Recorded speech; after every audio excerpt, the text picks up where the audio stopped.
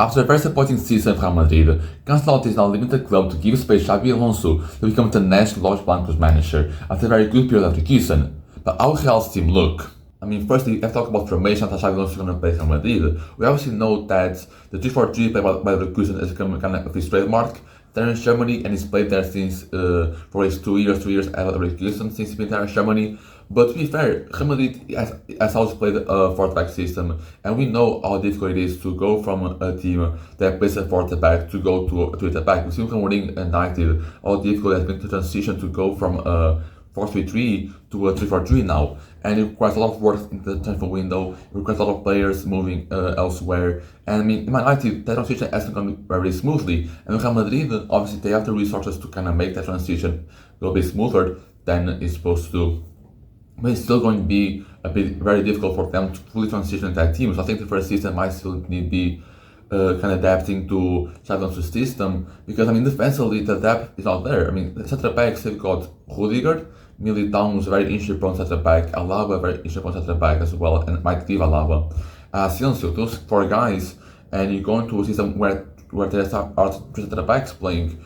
Their depth is going to become even smaller, which has been their biggest weakness in this season. That's at the back depth, and even on the flanks, left back and right back, we don't have a guy who's nicely offensive in that position. Obviously, Trent's going to come and that's going to solve the problem on the right hand side. The left hand side don't have anyone who plays in that kind of way. And even in midfield, you have a lot of quality of players in midfield, Real Madrid, and then you're going to have to settle on just 2, maybe even move someone up to the 4th line or something else. But the transition from how they play right now for the 4-4-2 or the 4-3-3 to going to the 3-4-3 Xabi Alonso is playing right now is going to be very tough. So it made me question if Xabi Alonso is really going to play that 3-4-3 or is he going to go with the 4-2-1 he's played with Sociedad before going to Leverkusen. And to be fair, even this season, Xabi Alonso has deployed some variations on 4-back formations with Leverkusen, so you maybe see a lot of occasions when Real goes back to playing 4-back system and not always relying on this 3-back, because the depth is still not there yet and it might take some time to transition. So you might see a hybrid of different formations coming next season. I think that also their versatility, a lot of versatile players who can play different roles and positions. So maybe that's another plus for Xabi Alonso and this tactical versatility. But for now, I'm going to make this team as a 3-4-3 system as Xabi Alonso has primarily played Leverkusen, and see how will normally the starting team will look like for the Los Blancos next season. So as I said, a lot of times need to come in and come out, because this team first off needs a lot of fixing. Yeah, it isn't perfect, defensively is terrible, so you need a lot of transfers to kind of fix on the ends, and again a lot of transfers to really accumulate the players that Xabi Alonso wants to play with Real Madrid. So I have here my starting 11, apart from Trent, who I'll count as a new signing, 3 more signings to the main transfer window, and that is without counting all the depth signings they'll need to make to really make this team not a winning team and a team that can challenge against Barcelona in Spain and other teams in Europe. So starting with the goalkeeper, I'll start with Courtois.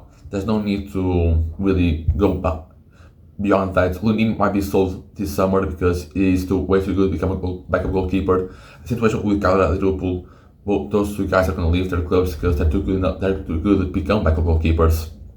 I don't think that's a good goalkeeper in the market to replace Courtois, and he's been really good in terms of shot stopping. Obviously, maybe with the ball in his hands, the ball in his feet, maybe there's still a bit a lack in that, and maybe it's a bit you want him to improve. But for now, Courtois is going to serve very well as their goalkeeper. Going to our defense and our back 3, it will be Rudiger, Shantata, and then Huijsen. As I said, 3 signings, and 2 of those will be centre backs. As I said, centre back department was very weak for Real Madrid. We don't know what Alba's future at Real Madrid, because he's very injury prone, is not playing as well. I don't know what Militão's future is as well, because also Militão, I know certainly where his injury timetable is and how soon he'll come back. But I have to imagine that it's going to take some time for him to come back next season. So Rudiger is a guy that's really familiar with the back systems. He played really well under Tuchel at Chelsea. He has played primarily on the left at Chelsea with that 3-back system. Even in Real Madrid, he has been playing left side for most of his career at football. So I play him on the left hand side there because it fits him better. Then in the middle of the defense, Shantata. That's a no-brainer. He knows Xabi Alonso. Xabi knows him very well. They become very good compatriots at Leverkusen. Xabi Alonso knows what he's gonna get from that, what he wants from that. and he's played this central back role in the back three very well at Leverkusen, and also the financial aspect of his move is like, it just makes it no-brainer. He's going to come on the free. His contract is expiring at the end of this year, and he's definitely leaving. Obviously, you have the weak point of there are a lot of teams interested in him. Barca has been interested in him for years now. Bayern Munich as well. United also apparently joined the race a few weeks ago. So it's going to be a tough battle to really bring him into the team. But again, trying to entice a guy no Xabi Alonso, I think playing again under Xabi in Spain this will be another motivator for him, and the promise of regular playing time, because he's going to be a starter for most of the games. He's an amazing player, and you need him to complement his back three. And then on the right centre back will be the Nushin. Again, this will also be a no-brainer. As I said, you need two centre backs now to will complement this back three. And I said some reports from Fabrizio Mane and more. At least one defender will come in. So at least one of these two guys will probably come in Real Madrid this summer. And the Nushin is a guy that is very young, so he can still play for you for the next 9-10 years, maybe like a Shakam situation as well. It's a guy that there's really barely no risk involved, because he's very well bottom off at Premier League level. There's not a lot of probability that he will fall back at Madrid. He's an amazing player, very good on the ball. He's very good off the ball as well. With entirely, he's both-footed, so he can play left-hand side, right-hand side. He played right-hand side as well sometimes last season, so maybe he can also play there. Or there's still something going around that, but he very much can play right-hand side. Amazing defender, amazing player. A guy that also is very cheap. So this costs, I think, around £40 million at Bournemouth, something around that. But I mean, it's going to be very cheap for a player of his quality. He's going to come in. I mean, let's Real Madrid. I think I've seen some reports say he won't join Real Madrid. So it's a guy that they're going to fight for the badge. He's going to play really well once he comes in. There's a lot of future around him as well. He's going to become one of Spain's best centre backs in history, in my opinion. And for a price fee of like £40 million, that's so cheap, especially when it comes to the inflation we see right now in transfer markets. And for a young players like him, transfer markets is now like transfer values are up the roof with younger players. And Illusion is a guy that is very young, has a lot of talent, and for that price, also comes a no-brainer. And that back three with Hushen, Taha, Rudiger, I mean, that's something that scares you. That's an amazing back three. And he also counted having a very weak defensive system to now employing three great defenders in their back three. They'll make any attack be scared. And then in the depth of Asensio, I think he's a good player, he's not good enough to be starting center back Real Madrid. Militão when he comes back, maybe Alba if he retains, and Tchouaméni can also play there in some positions. So still the depth in terms of the bench could still be worked a bit upon. But for now, not for a season, that's two signings that you need to make. For me, they're like the first signings I will make once as I get on the shop. Now going to the midfield, it's going to be Trent Alexander-Arnold, Valverde, Tchouaméni, and Grimaldo in our midfield. I was starting with the wing backs. Trent Alexander-Arnold is just going to shine this summer. It's almost fully guaranteed. And I mean, to be fair, I'm going to be really interested in seeing what he does in this right wing back role. We always know that his main weakness is defending, his positioning, his tackling, everything. He's 1-to-1 duels. He's really bad at the defensive side of things. So to have a guy like Dean Huijsen go behind him, it's going to be very interesting to see how he plays with more attacking freedom, how he plays kind of that Frimpong role. Obviously, he's a very different profile to what Frimpong is in terms of pace, in terms of having stability on the ball. It'll be very interesting to see how Trent will play in this right wing back role, see how well he does in that, seeing how well he does with attacking freedom, and how well he does when defensive cover is behind him. He doesn't need to worry as much as on the defensive side. Now, obviously, I don't think it's just going to be exempt of defensive tasks, but it's going to be that weakness of him is going to be less explored now with this 3-back system.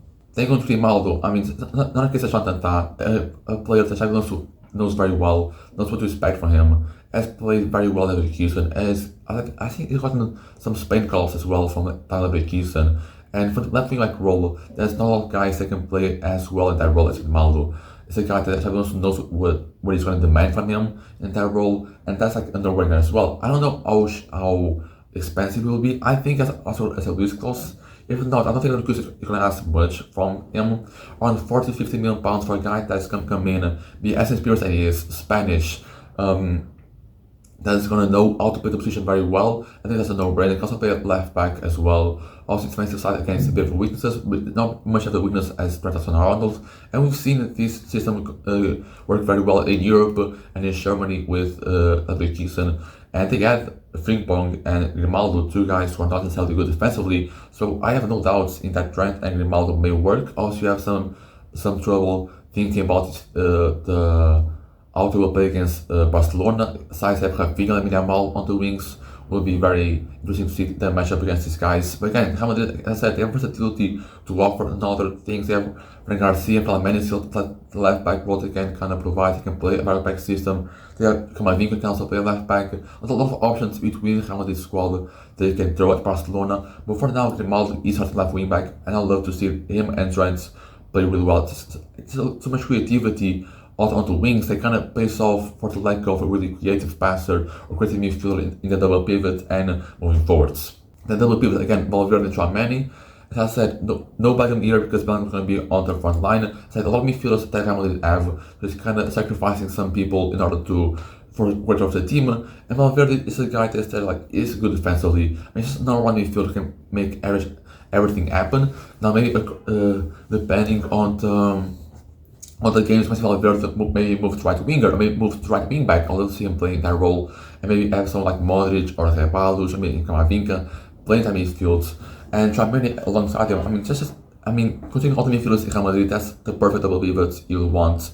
You have the blend of physicality, the defense, and in terms of passing quality, maybe we'll wish to get a bit more from that, especially in the Xabi Alonso side. But for now, I think he's gonna play really well. I think him and Valverde here, the midfield is gonna work really well both together.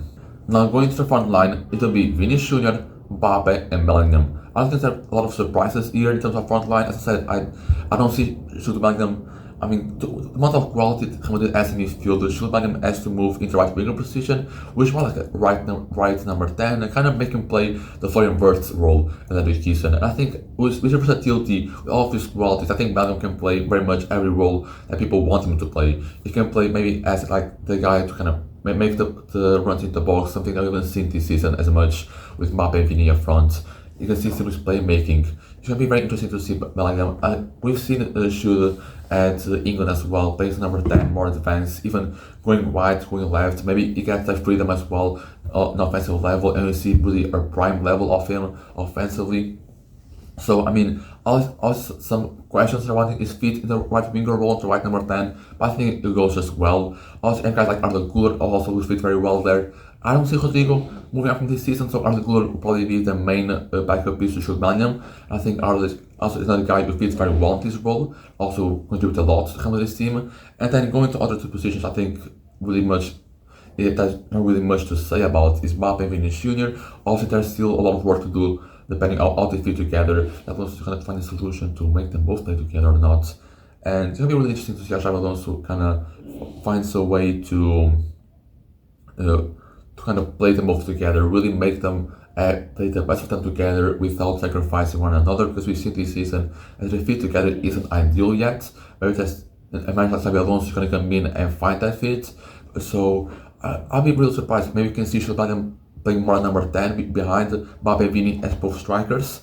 Again, there's some variations of formations that we can see from Xabi Alonso next season. Also, we'll see how well we can see if this team play with the ball, if he tries maybe moving into more the midfield role or not. Maybe you can see what off-ball positions we can see from this Real Madrid team, because we know Mbappe and Vinicius can be very, very bad defensively, especially in counter pressing and tracking back.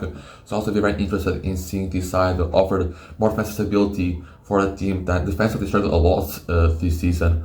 So maybe the kind of non-defensive work that these two guys are getting Real Madrid maybe pays off by having like these four midfielders playing here and two defenders. If Xabi Alonso does decide to go to 3-4-3, I'll be very intrigued to see how they will pan out. I still don't see them as title winning favorites. I still don't have them over Barcelona, but I definitely do see them as a step towards the right direction into sacking a slot and bringing Xabi Alonso in order to try and dethrone the Barca of that Spanish glory.